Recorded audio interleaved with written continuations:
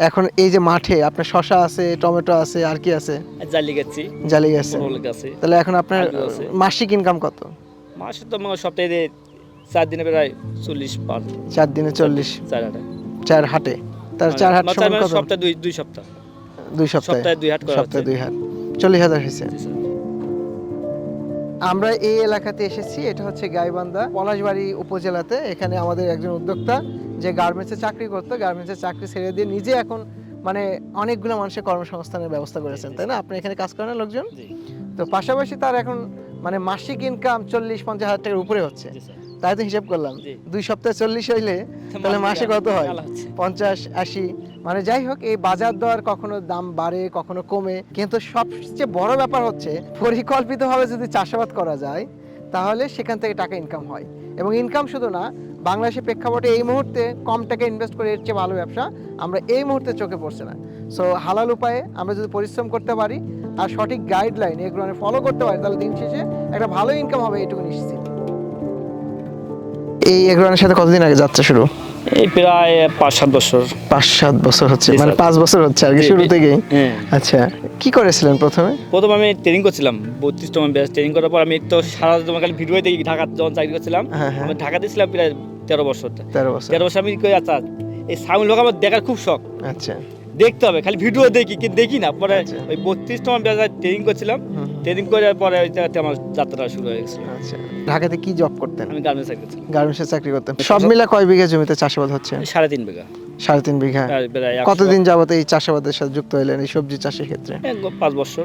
5 বছর হচ্ছে, মানে এগ্রোনের শুরু থেকে আপনি যুক্ত জি, জি, আছেন। স্যার। আগেরটার পরেরটার হ্যাঁ, পার্থক্য বলেন। আগে করছিলাম খোলা মাঠে, আচ্ছা। কোনো ইয়ে ছিল না, মালচিং পাঞ্চিং ছিল না।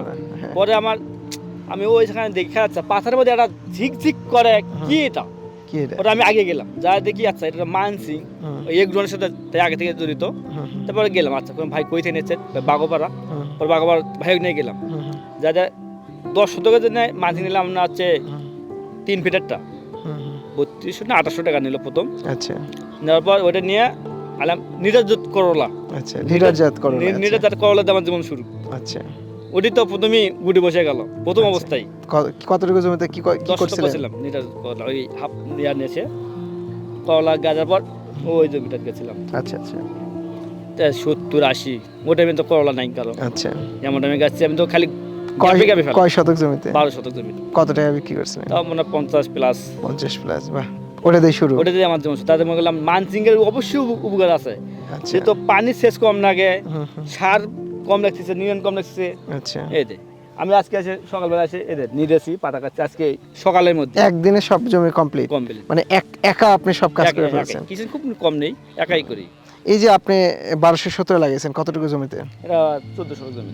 স্মার্ট 1217 ভালো টমেটো না খারাপ? ভালো। আচ্ছা, এই টমেটো বাংলাদেশে এই মুহূর্তে বাজার দর কত জানা আছে? আজকে বিক্রি করলাম 2100-2200 পাকা টমেটো? টাকা, গাছ পাকা। 2200 টাকা মন? জি। মার্কেটে এই জাতের টমেটোগুলো চলে? 100%। চলে, কেন চলে?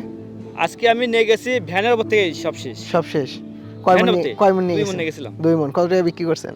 22 দোকানে 4400। 4400। আর শশা নিয়ে গেছিলাম 6 মণ। 6 মন কত টাকা বিক্রি 2300 করে করছেন? বেচছি। তাহলে আজকে কত? 15 প্লাস। 15 প্লাস। হেডলাইনে ফোন দিলাম, আচ্ছা, তো হেডলাইনে প্রায় ফোন দিই, কালকে ফোন দিয়েছিলাম। আচ্ছা, আচ্ছা। ফোন দিয়ে বললো কই কি গরুর মাছটা না দিয়ে আপনার একটা আছে না, হ্যাঁ, ক্রপ মাস্টার। পরে ওইটা এনে কয় নল দিয়ে দিতে, হুম, হুম, পানির ভিতরে দিয়ে নল দিয়ে দিতে। হুম, হুম। পরে দিয়েছিলাম, পরে মরা একবারে বাহ, একটা। আলহামদুলিল্লাহ, আলহামদুলিল্লাহ। ক্রপ মাস্টার তাহলে কাজ হয় না? হ্যাঁ, কাজ হয়। তাহলে আমরা আপনার জমিতে এসে দেখতেছি যে এখানে গাছের চেয়ে টমেটো বেশি। জি স্যার। তাহলে এই টমেটো চাষ করে মানুষ লাভ পাবে? ইনশাআল্লাহ পাবেই। পাবে। কেন আপনি পাচ্ছেন, তাই তো? জি স্যার। পরামর্শ নিলে ভালো হয়। জি স্যার। ভালো হয়। আপনার কি বলার আছে এই যে দর্শক যারা ভিডিও দেখছেন তাদেরকে? দর্শকের উদ্দেশ্য বলি, আপনারা এগ্রোনের ফলো করেন আগে। আচ্ছা, আর যারা কিছু জানেন না আগে জানিয়ে ট্রেনিং দিয়ে এই কৃষিকাজে নামতে হবে। আচ্ছা। বসগুবি কৃষিকাজে নামলে কিন্তু লস খাবেন। ভালো অ্যাডভাইস, যে জেনে বুঝে প্রশিক্ষণের মাধ্যমে অথবা প্রপার সাপোর্টের মাধ্যমে আমরা যদি চাষাবাদে নামি তাহলে লস খাওয়ার কোনো সুযোগ নাই। নাই, আলহামদুলিল্লাহ।